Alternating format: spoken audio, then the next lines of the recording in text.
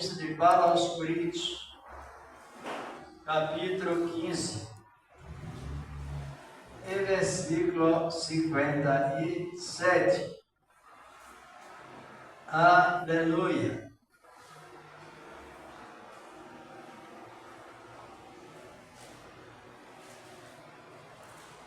Encontraram? 1 Coríntios. A igreja que estava na Grécia, a igreja complicada, e muito complicada, um país muito mergulhado na filosofia humana. E a filosofia atrapalha muito a pessoa. Quem sabe o que é filosofia? Quem sabe? É aquela ideia que a pessoa cria dela mesma. Hoje a gente vê a grande parte dos pregadores são filósofos. Deus fala uma coisa e diz que não revela outra. Isso é filosofia humana. Tira o efeito da palavra. Capítulo 15, verso 57, da epístola de Paulo aos Coríntios. Glorificado é o nome do Senhor da glória. Encontraram? Todos encontraram? Capítulo 15 e versículo 57. Isso. Diz a palavra de Deus.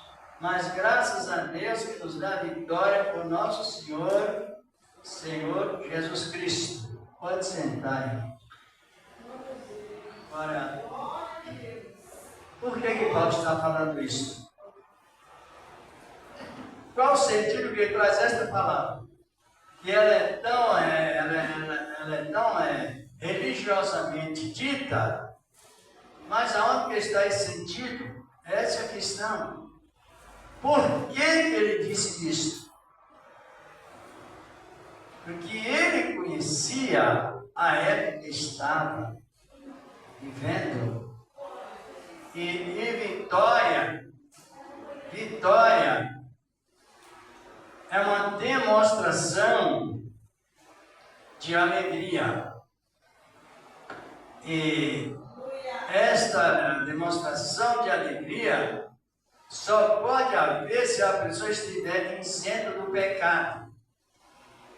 E hoje, qual o tipo de pecado que vem atingindo as pessoas? É o pecado causado pelo mundo, pela carne e pela lei. Então, não tem vitória, tem religiosidade. Agora, Paulo disse que graças a Deus que nos deu a vitória, porque ele nos isentou do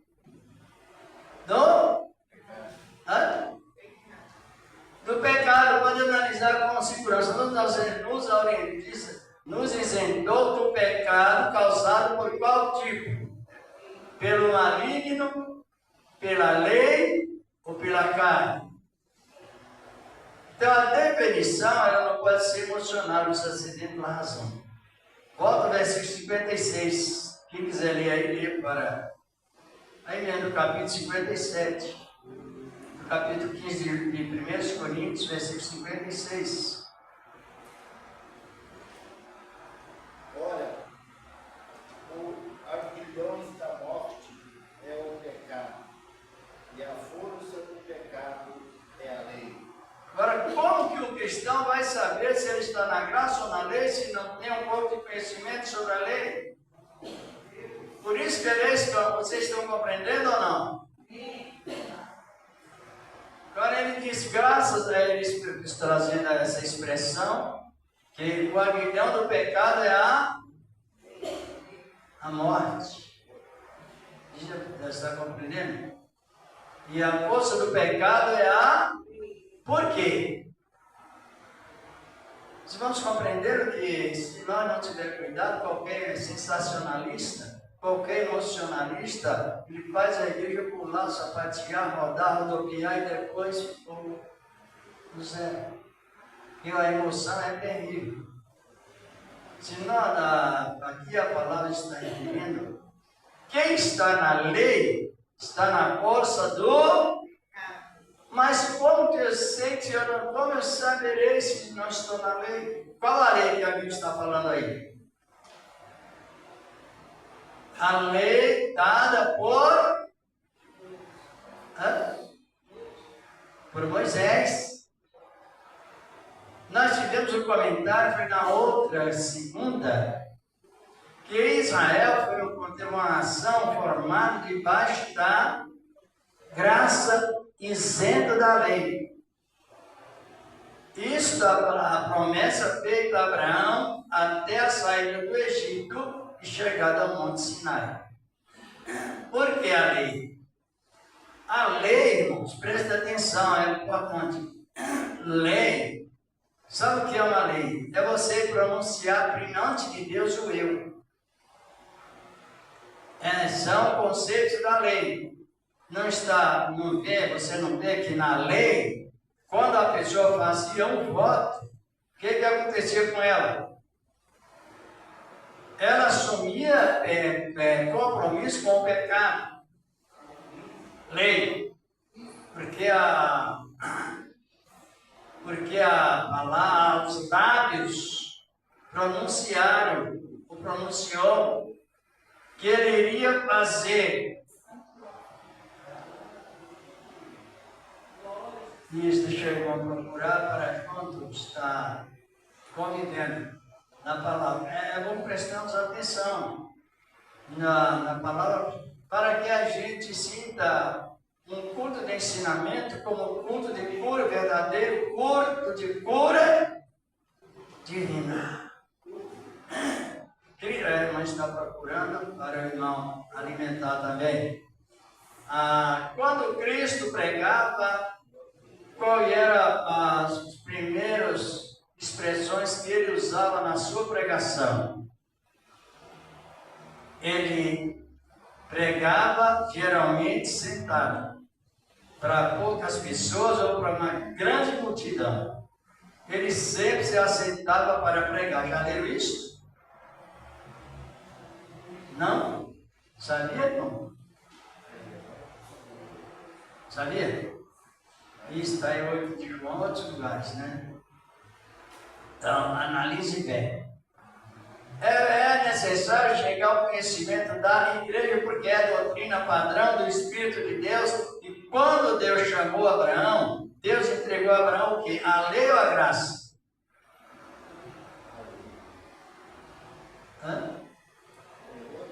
Quem veio primeiro, foi a lei ou a graça? É ensinamento. As irmãs podem se manifestar, se não souber também, tem direito a uma pergunta. Quem veio primeiro, foi a lei ou a graça?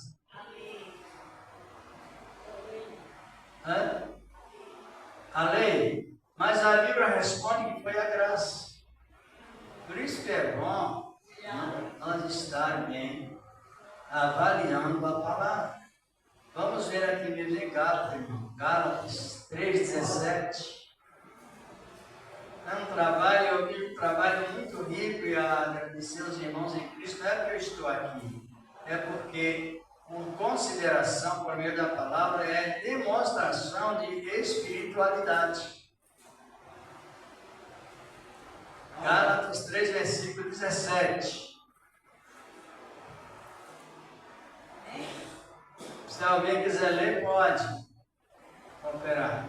Mas digo isso, que tendo sido o testamento anteriormente confirmado por Deus, a lei que veio 430 anos depois, não a invalida, de forma a abrir a promessa. Abolir a promessa.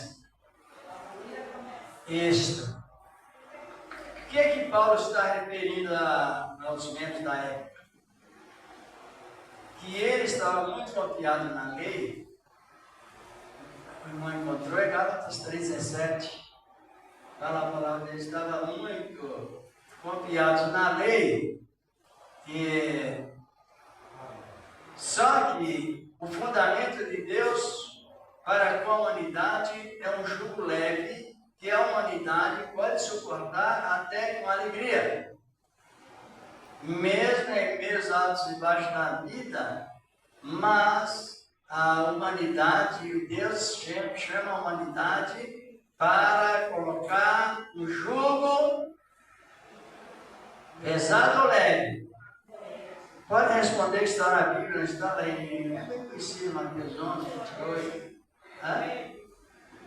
No jugo, ele nos convida para colocar em nós um jugo pesado ou um jugo leve? E quem complica o que está facilitado não é o ser humano?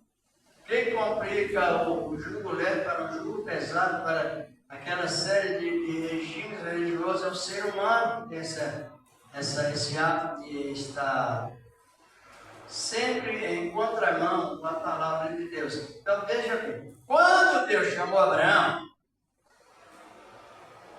é necessário ser do conhecimento de todos, que Moisés não existia. Porque Abraão não é descendente de Moisés, mas Moisés é descendente de Abraão. Então, quando Deus chamou Abraão e fez a promessa, dali a 400 anos, que Deus entregou a lei a Moisés por meio da ignorância do povo. Compreendeu agora? Então não foi a lei que veio primeiro, a lei de Moisés. O que veio primeiro foi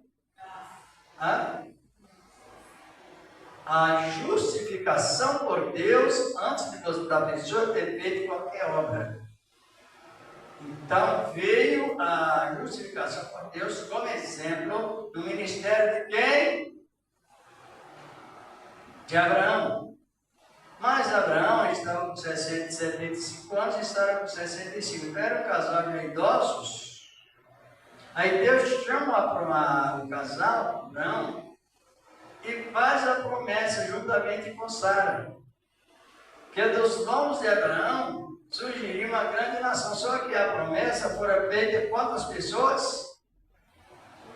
Um homem, juntamente com uma mulher. Abraão estava. Mas para quê? Para que depois da promessa nascesse quem? Quem nascesse?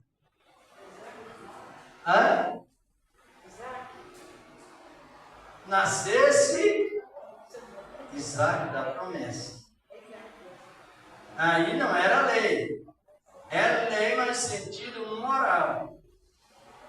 A lei, sentido moral, ela está na graça e ela entra para a eternidade. Agora a lei da cerimonial. Cerimônia fazer para receber somente na lei. E hoje os crentes caem tropeçando porque entra em inversão de valores. Agora analisam bem. Paulo estava referindo que a lei que veio há 430 anos depois que Deus falou com quem? Com Abraão.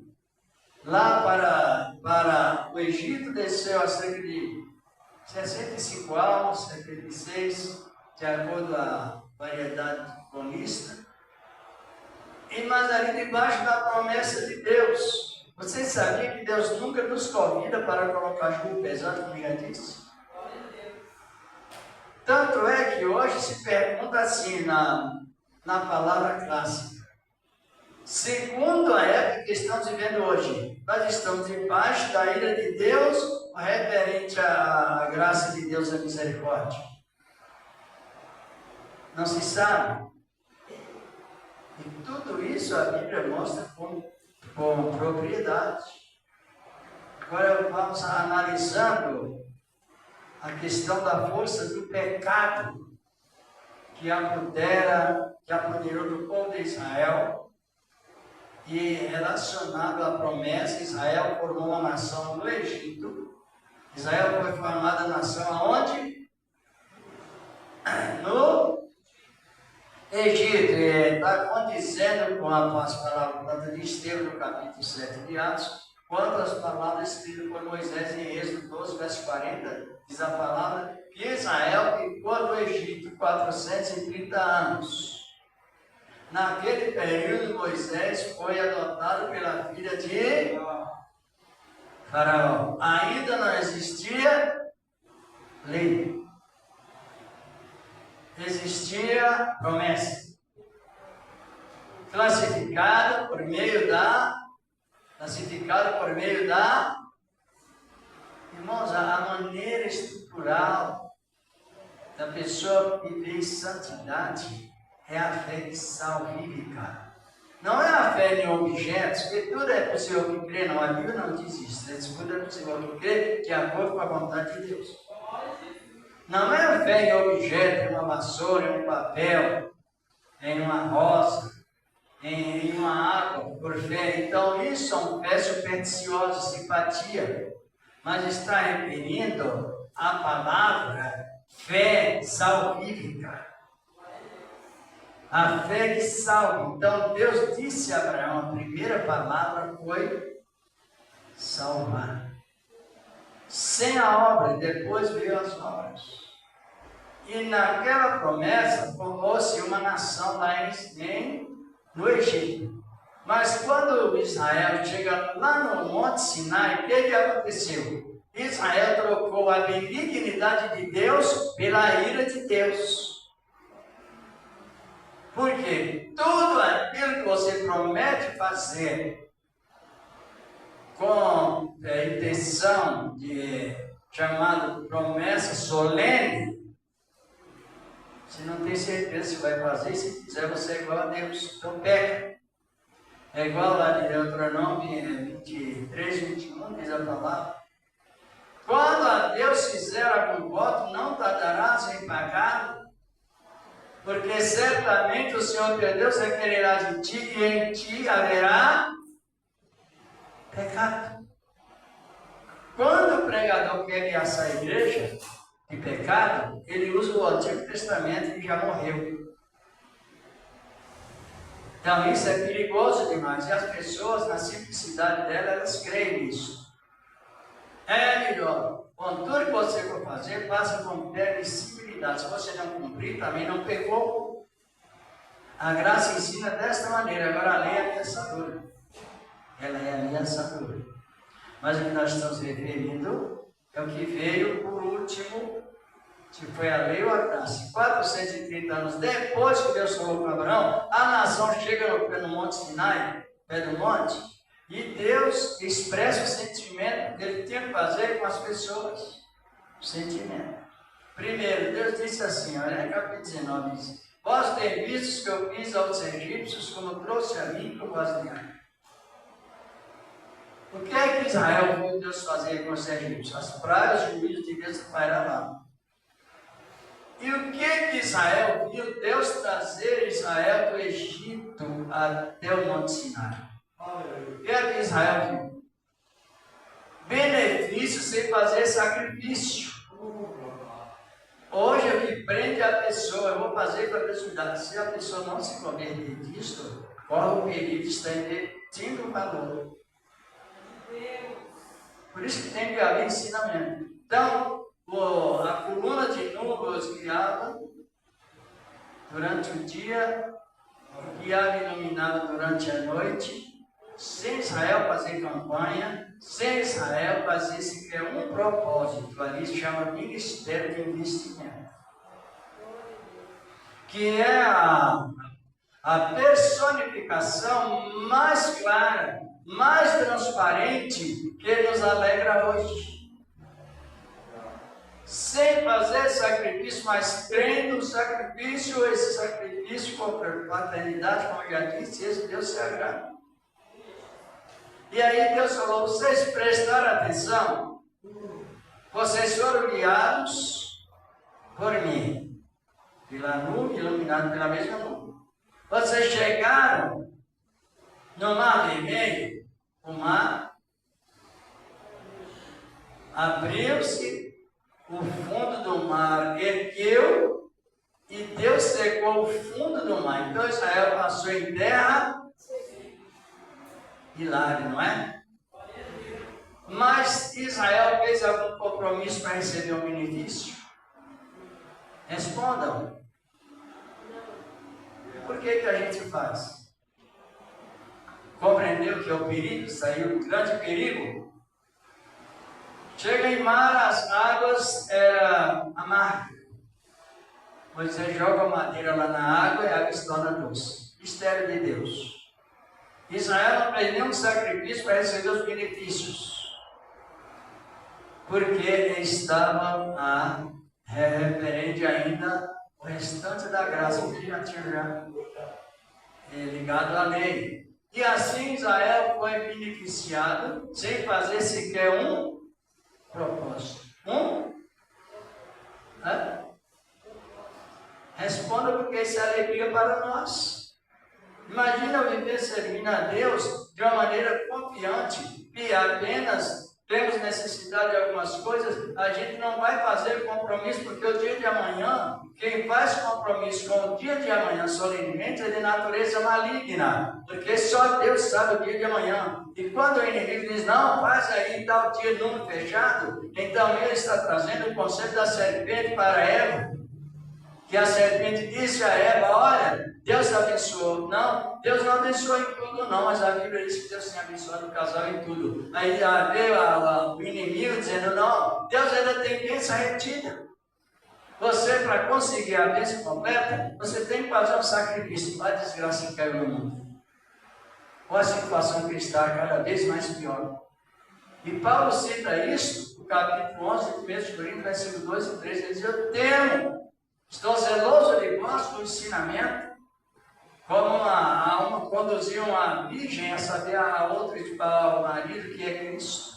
Mas eu temo que assim como a serpente enganou a Eva com as suas astúcias, também muitos sejam endurecidos pelos seus impedimentos e a face da simplicidade que é em Cristo Jesus. É quando hoje diz que você não está abençoado, você tem que fazer um compromisso para receber mais bênção. Isso não existe na Bíblia. No tempo da lei existiu, mas foi o tempo que houve mais violência. Pode avaliar que o Antigo Testamento é um livro violento. Já leram? Fulano matou fulano, subiu no trono. A violência foi tanta lá em 19 de Juízes, que acabou uma guerra tão grande que uma tribo, 11 tribos, destruiu uma tribo. E agora foram chorar perante Deus. Ó Senhor, agora Israel está incompleto, uma ruptura, não tem mais. Porque 11 tribos fez juramento de não entregar nenhuma das suas filhas aos benjamitas. E depois as mulheres dos benjamitas foram todas mortas. Ficaram alguns homens dos benjamitas. Como sucederia cumprimento, ajuste nas tribos? Guerra, lei, violência. Analise bem, mas que estava na lei. Agora, depois que Israel recebeu esse aviso e não raciocinou, aí Israel trouxe o ego. Então, que esse ego não tem faltado. Eu vou fazer, eu não posso quebrar essa campanha. Quem sabe, quem sabe, mas só tem um que não pode quebrar o juramento. O seu compromisso é Deus, porque é juramento. Concorda disso? Então, a pessoa, fora do conceito bíblico, passa a sofrer religiosamente, porque compromisso que você não tem certeza absolutamente que vai cumprir, e se cumprir também a morte de Cristo não tem valor algum, a pessoa está em sofrimento religioso. Aqui no capítulo 19 de Êxodo, é o selo da lei, versículo 8. Aqui é a palavra de Deus. Os irmãos imaginam bem como é preciso aprender a palavra ou não? Porque Jesus diz que tudo que é acréscimo é loucura. Mas eu tenho o Espírito Santo, mas o Espírito Santo é promessa para todos. Chegará um tempo que não ficará ninguém na terra que não receberão o Espírito Santo para testemunhar de Cristo. Ele é o Senhor e é o dono. Palavra. Em Êxodo 19, é o que diz a palavra de Deus. Não li tudo, mas aqui versículo 5 está falando daqui do versículo 1 até o 4. Deus estava relembrando a Israel. Israel poderia considerar o que Deus tinha feito por eles de graça, sem fazer nenhum compromisso para receber. Mas aqui no versículo 5 diz: agora, pois, se diligentemente ouvides a minha voz, e diz aqui a palavra de Deus, e ouvir a minha voz, e guardarei meus estatutos, que era o meu conselho, diz a palavra de Deus. Então sereis minhas propriedade peculiar, e diz a palavra de Deus, por todos os povos, entre todos os povos, porque toda a terra é minha. E vós me sereis um reino sacerdotal, e ainda diz a palavra de Deus, e vós me sereis um sacerdotal, um povo santo, vírgula. Essas são as palavras que dirás aos filhos de Israel. Foi Deus falando com Moisés. Moisés relatou ao povo a palavra. Êxodo 12, 19, versículos 5 e 6, eu estava lendo. Depois do versículo 7, diz a palavra, né? E veio Moisés e chamou os anciãos do povo e expôs diante deles todas essas palavras que o Senhor lhe havia ordenado. Versículo 8. Então todo o povo respondeu a uma voz e disseram: tudo que o Senhor tem mandado, faremos. Diz aqui a palavra de Deus: tudo que o Senhor tem falado, faremos. E relatou Moisés ao Senhor as palavras do povo. Isso é exaltação, é usurpação. E daí para frente, o erro, quando você diz eu vou fazer, eu fiz, a pessoa está tomada por um pecado de soberba. Tiago, doutrinando na igreja, ela fala isso, porque o ego nos derruba. O ego quer nos substituir como Deus. Então, aí, o que aconteceu? Deus chama 10 mil anjos, reúne 10 mil anjos lá no céu e diz: olha, o povo trocou a promessa de Abraão agora por uma lei que só eu posso cumprir. Aí o que aconteceu? Deus retirou a benignidade do povo e colocou a ira. Imagina viver debaixo da ira de Deus. Por isso que quando a pessoa pecava, era proibido perdoar, tinha que matá-lo. Por causa da ira de Deus. Agora, esse assunto de Moisés relatou a Deus. Deus sabia, mas Deus conversa conosco, Ele sabe. Aí Deus reuniu 10 mil anjos, relatou as palavras do povo, selou a lei e veio 10 mil anjos em direção a quem? A Moisés. Está em Gálatas 3, 18, 19. E disse: olha, agora esta é a lei. Se o povo não fizer o que eles estão falando, eles vão morrer. Vão sofrer pena de morte. Porque Deus chamou o povo para o jugo leve. E agora o povo escolheu o egoísmo, o eu, o fazer. E aí entrou grande prejuízo. Mas Deus, quando o homem quebra as regras, a aliança, Deus não quebra o seu plano. Aí o tempo, já resumindo, devido ao controle do horário, aí depois que a lei encerrou em Malaquias, durou do Sinai até o ministério de Malaquias. Depois do ministério de Malaquias até a pregação de João Batista, os irmãos abriram a Bíblia na divisão do Antigo e Novo Testamento, tem a folha branca, não tem? Quem já viu? Está lá, a folha branca, porque de repente, 400 anos de silêncio, onde Deus encerrou a lei de Moisés, silenciou por 400 anos, mas depois de 400 anos, quem veio trazer o mesmo clima que Deus tinha dado a Abraão?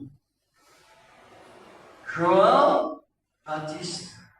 Aí já não era mais o que tem Ezequiel 18, água que pecar isso morrerá. Aí a questão era, João Batista, no capítulo 3 de Mateus, também de Lucas, ele usou a expressão, arrependei-vos. Porque o quê? Enquanto na lei de Moisés dizia que a alma que peca essa vai morrer sem misericórdia, por boca de 2 ou 3 testemunhas, já isso relata no livro de Hebreus 10, 27, na sequência 28. Agora, no lugar da morte, entra a palavra da reconciliação, da misericórdia de Deus, que é agora. Então, agora, para nós, você aceitando a Cristo, por isso que é importante, no momento que a pessoa aceita a Cristo, ele já tem essa responsabilidade de entrar no ministério do aprendizado, porque hoje é difícil de aprender. Porque, infelizmente, é uma realidade, a igreja não cresceu no ministério da palavra, a igreja cresceu orando. Mas a oração, seu ministério da palavra, é o que já tivemos. Não é o ministério da oração, é o ministério de orar. Mas o ministério de orar sem examinar a palavra fica bem sufocado. E é o que se vê hoje. Quando você vai citar a graça de uma maneira toda reverente ao que Deus falou com Abraão, que é o nosso pai na fé hoje, há muita dificuldade na igreja compreender. Aí João Batista pregando e dizendo, arrependei-vos, que quando Deus pede a pessoa para arrepender, ele está apontando o pecado da pessoa. E está pedindo a pessoa arrependimento e oferecendo perdão. Glória a Deus! Mas isto é de... Pensa que está fácil hoje a igreja disciplinar na doutrina da graça? Não está não. Porque chega um, detalha a doutrina da graça. Chega outro, mistura com a lei. Está assim a situação. Na vez lá o rapaz querendo unir a igreja na palavra, com a palavra ela não é local, a palavra é mundial. Quem está aceitando? Está a guerra. Porque a pessoa ela prefere ficar naquela tradição religiosa. Sabe o que é tradição religiosa? O julgamento do religioso está na vista dos olhos. Olhou para uma pessoa, visualizou com os olhos e já julga com a mente, com a língua. Uma pergunta: se Jesus Cristo chegar aqui na igreja, numa cultura judaica, que é a cultura que ele usou, a igreja está pronta para receber?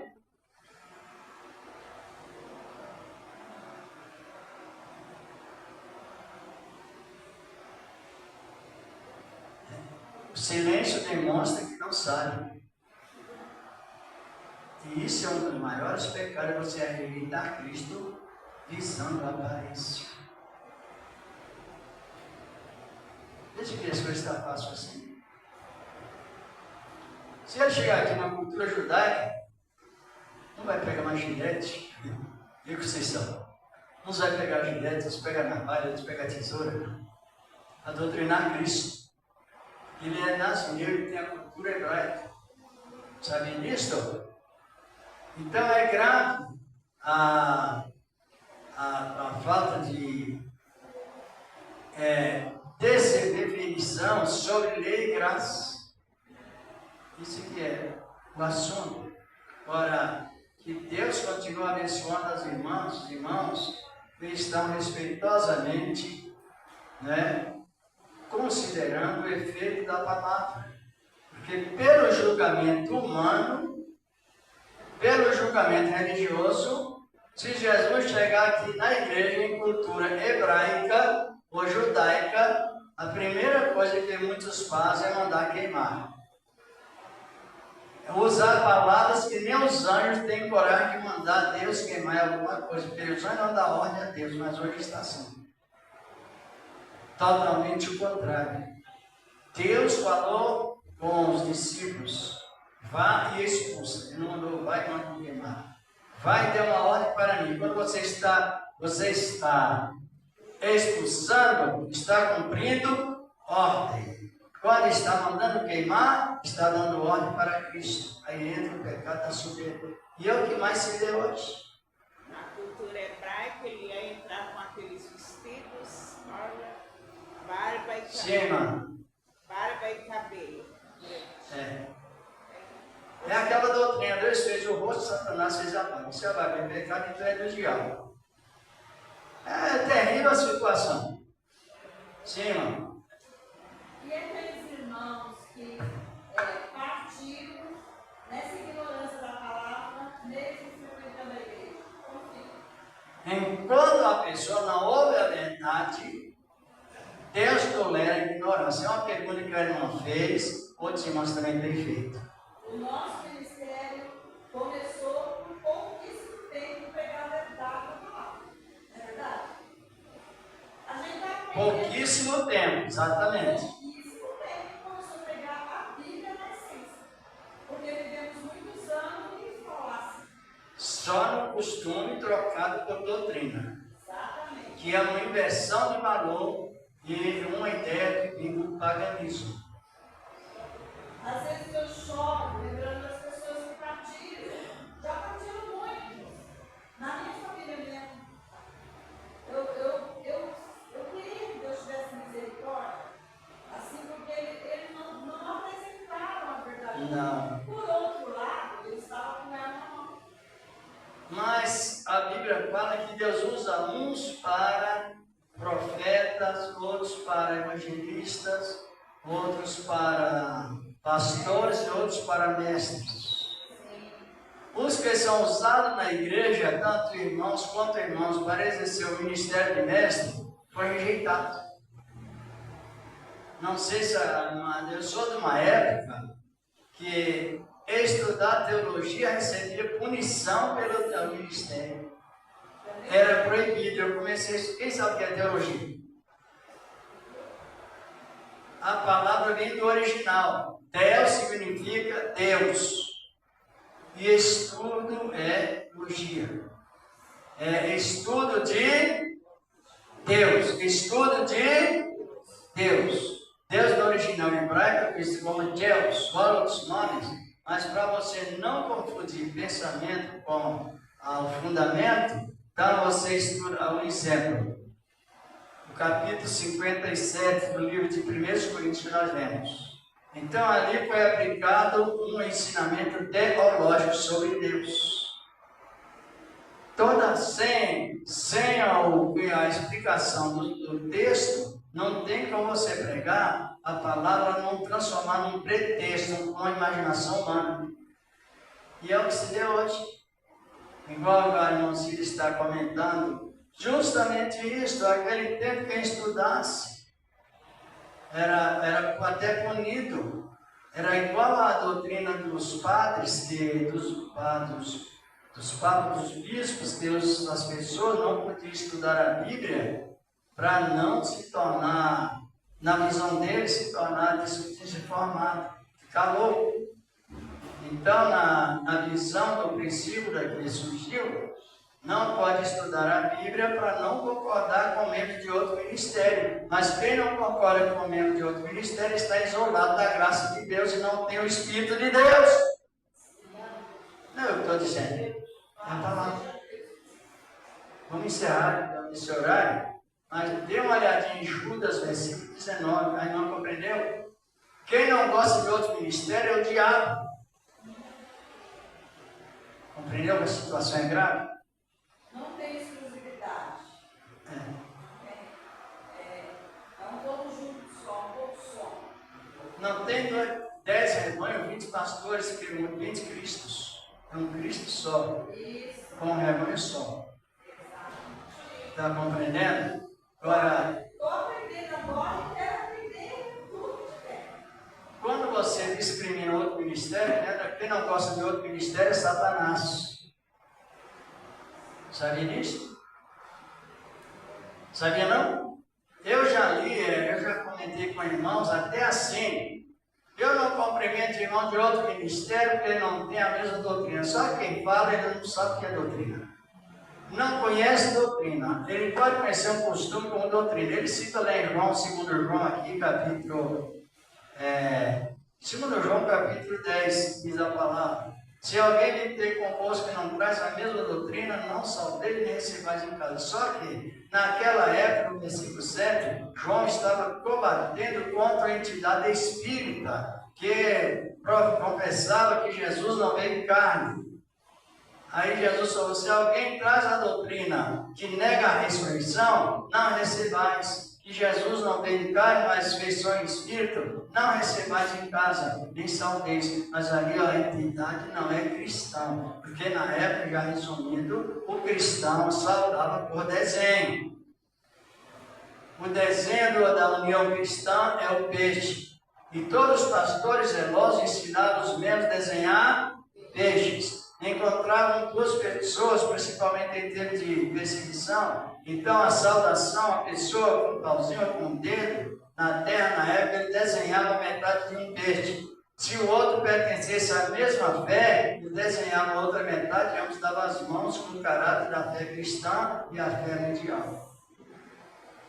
Assim que funciona a palavra. Agora, a pessoa pode estar na carne e pensar que está no espírito, por falta de motivo de combater, fazer acepção de irmãos de outro ministério. Eu louvo a Deus, irmão, porque a igreja acordou. Bastante, mas também dá um trabalho. Fala que é palavra, igreja vazia. Aqui, graças a Deus, está abrindo a mente. Quer dizer que no caso, quando a gente carimbava a carteirinha, carimbava o cartãozinho, então nós estávamos tipo usando